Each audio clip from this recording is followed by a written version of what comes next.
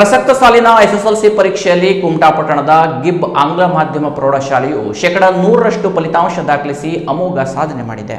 ಕುಮಟಾ ಪಟ್ಟಣದ ಗಿಬ್ ಆಂಗ್ಲ ಮಾಧ್ಯಮ ಪ್ರೌಢಶಾಲೆಯಲ್ಲಿ 2025-26ನೇ ಸಾಲಿನ ಎಸ್ಎಸ್ಎಲ್ಸಿ ವಾರ್ಷಿಕ ಪರೀಕ್ಷೆಯಲ್ಲಿ ಒಟ್ಟು 45 ವಿದ್ಯಾರ್ಥಿಗಳು ಪರೀಕ್ಷೆಗೆ ಹಾಜರಾಗಿದ್ದು 45 ವಿದ್ಯಾರ್ಥಿಗಳು ಪಾಸ್ ಆಗುವ ಮೂಲಕ 100% ಫಲಿತಾಂಶ ದಾಖಲಿಸಿದೆ.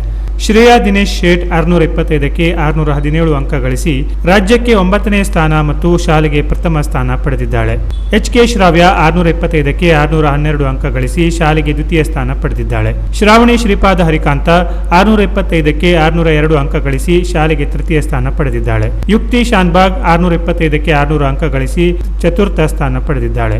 ಸುಬ್ರಹ್ಮಣ್ಯ ಚೋಡನ್ಕರ್ 625ಕ್ಕೆ 581 ಅಂಕ ಗಳಿಸಿ ಪಂಚಮ ಸ್ಥಾನ ಪಡೆದಿದ್ದಾನೆ.